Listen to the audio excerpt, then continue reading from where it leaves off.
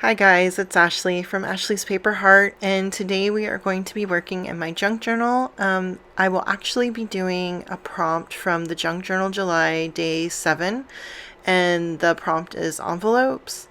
So I do have quite a bit of footage that I haven't uploaded yet for junk journal July. I just kind of was slow getting those edited and now recording voiceovers for them. So well into August, you will be getting some of the pages that I did for the Junk Journal July challenge.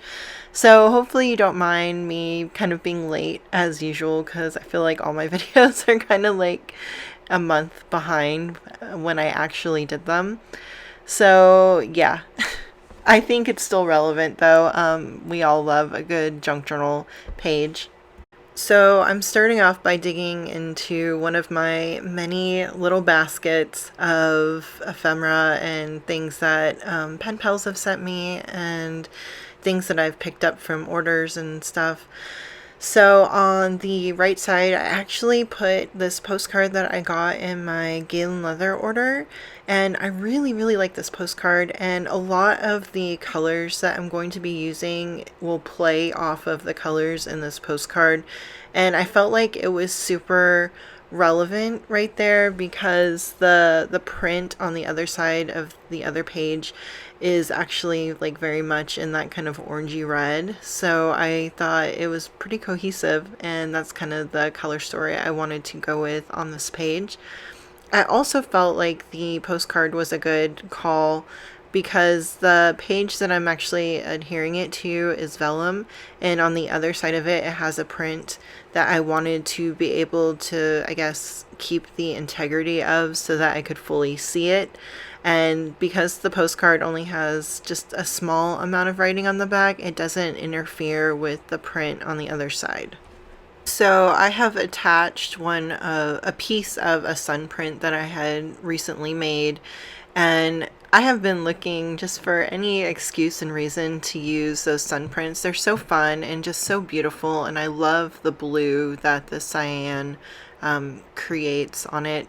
So I know that I want to use this envelope as kind of a pocket, so I'm kind of decorating it. I really got into like altering these vintage envelopes after, I believe it is Cassie from Dust to Roses. She had a challenge for her Patreon members to create 2 altered envelopes, and then we are assigned people who we send them to.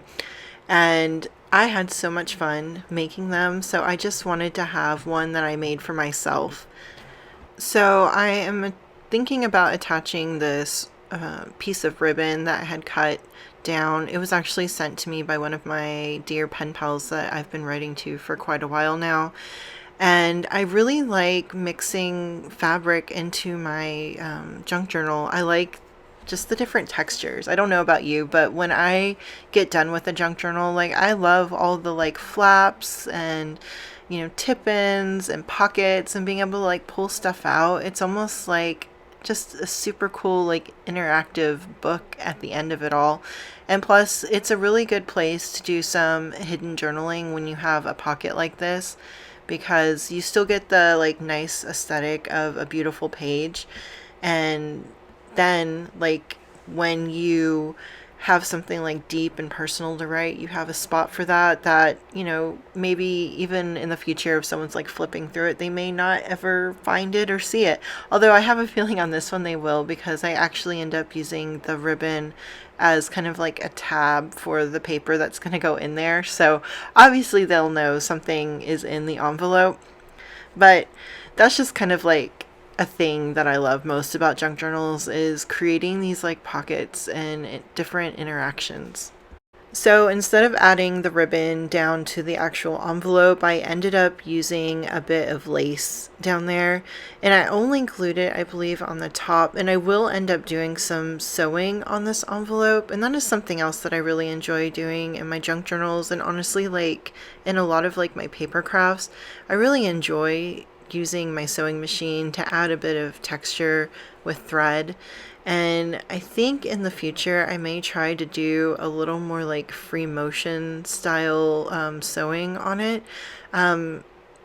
once I get that done, I'll show you what I mean by that.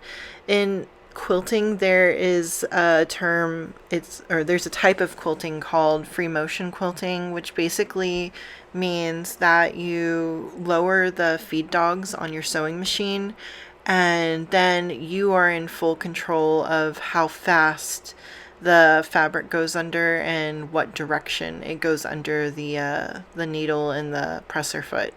So for that, I would like to try doing that on paper. I just need to figure out how to get the settings on my normal sewing machine in the correct configuration to be able to do that, because you can basically draw with thread on whatever you're sewing at the moment, and it's really cool, and I love doing that on my quilts. Something that is different than just the regular straight stitch crosshatch patterns that we know a lot of quilters use.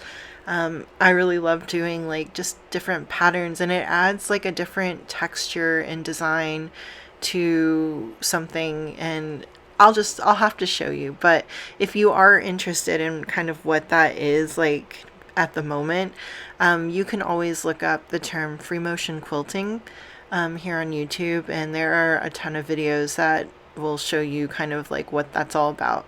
Honestly, watching those kinds of videos is pretty mesmerizing to me. So sometimes I just like watching those for fun, because it's amazing to watch people work in their craft. I think no matter what the craft is. So now I am trying to figure out what I'm going to be putting into that envelope.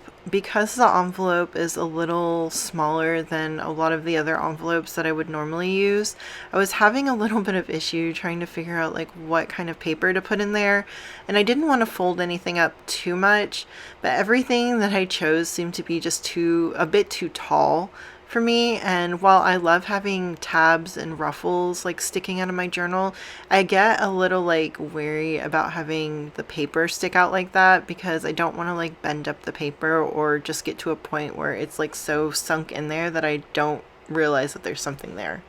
So I finally decided on using the ribbon tab, and I decorated it a little bit with a sticker, and that kind of is the end of the page. It was pretty simple this time. So I hope you enjoyed this video. If you did, give me a thumbs up, comment, and subscribe, and I'll see you next time. Bye.